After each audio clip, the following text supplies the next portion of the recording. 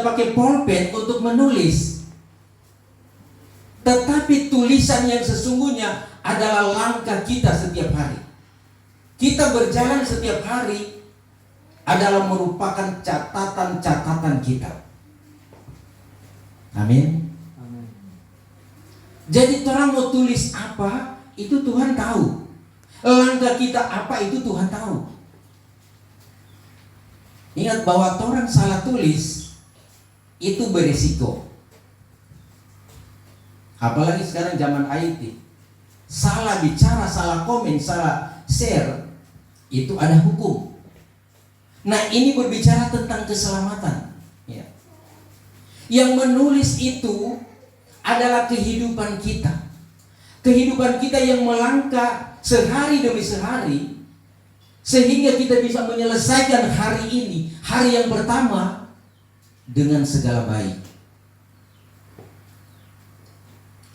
Dan tentunya seperti permintaan Raja Daud, suruhkanlah terang dan kebenaran. Terang itu adalah berbicara tentang firman Tuhan. Kebenaran itu berbicara tentang Roh Kudus. Jadi firman Tuhan dan Roh Kudus memimpin kehidupan kita dalam kita melangkah hari demi hari. Saudara, kalau kita tidak memiliki firman, kita tidak, saudara sekalian, dituntun oleh Roh Kudus, maka kita tidak akan berhasil. Kita akan mengalami kegagalan. Sebesar apapun cita-cita kita, kalau hanya mengandalkan kekuatan manusia, gagal atau tidak akan berhasil. No, kalau berbicara gagal, tidak ada satu orang yang punya cita-cita pun akan gagal. Tapi semua dia mengharapkan apa yang menjadi cita-citanya itu berhasil dia gapai. Amin. Jadi bukan cuma anak muda, orang tua pun sekarang masih punya cita-cita. Cita-cita jadi apa? Bukan mau jadi pejabat lagi, tetapi masuk surga, jadi pejabatnya Tuhan. Ya. Nah, saudara kasih Tuhan, untuk melakukan segala sesuatu setiap hari, kita perlu dituntun dengan firman dan Roh Kudus. Kalau Roh Kudus dan firman Tuhan menuntun kita,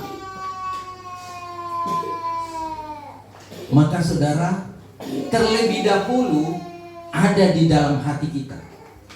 Amin. Kalau orangnya ada firman, tanpa firman, orang bilang firman Tuhan, apa firman Tuhan bilang? Firman-Mu itu pelita bagi kakiku dan suluh pada perjalananku. Jadi firman yang menuntun dan menerangi. Kalau firman Allah tidak ada di hati, maka jalan kita akan gelap. Tidak punya tujuan. Kita meraba-raba.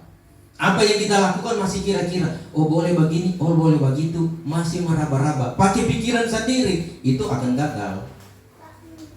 Tetapi yang pertama, firman dulu ada dalam hati.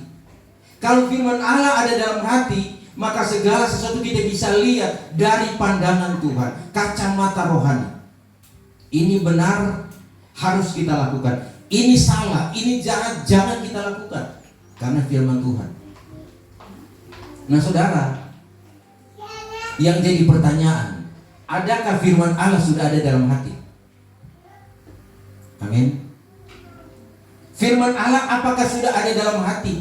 Sekian lama kita mengiring Tuhan, mendengarkan pengajaran langsung dari Tuhan. Tuhan lagi berbicara lewat karunia Roh Kudus. Ada nubuatan, penglihatan. Tuhan memberikan petunjuk.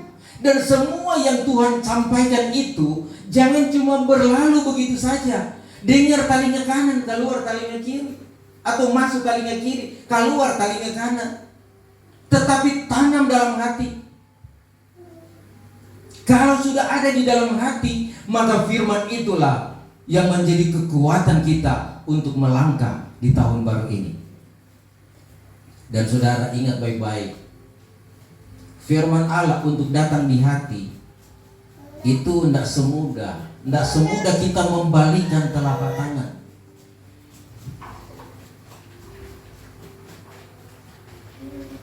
Karena saudara sekalian, firman Allah yang datang pertama sebelum firman Allah ada, maka hati kita perlu dibersihkan, disucikan, dikuduskan.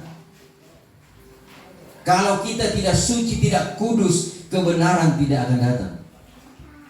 Dan memang saudara sekalian, sebagaimana Kristus sudah lahir lewat acara Natal di kandang yang hina, kandang yang penuh dengan saudara sekalian kotoran, penuh dengan kenajisan, tapi tatkala dia lahir di sana, maka tempat itu menjadi suci, menjadi kudus, sehingga terkenal, tersiar sampai ke 4 penjuru bumi.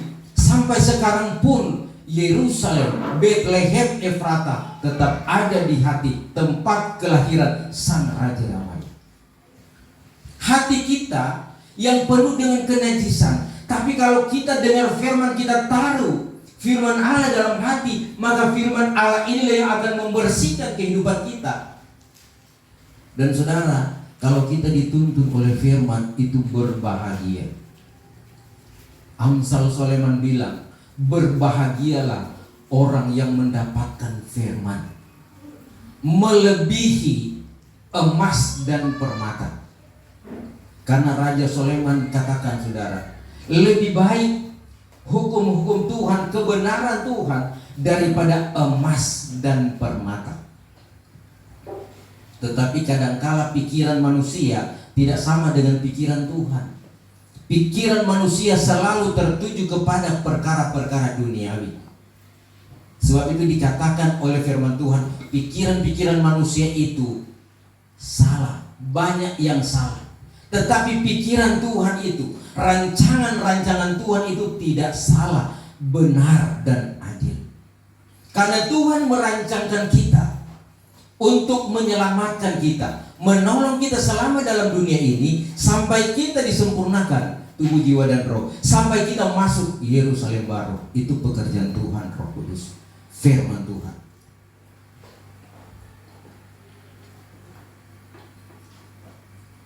Terang dan kebenaran. Setelah firman Allah ada, maka Roh Kudus akan menuntun kita. Kita dengar firman Tuhan, tetapi untuk mengerti kita sulit untuk mengerti. Sedengar firman Tuhan, khotbah, kebenaran, pengajaran sudah disampaikan, sedengar, kadang-kadang so lupa. Sedengar, tapi untuk melakukan terlalu sulit, terlalu berat.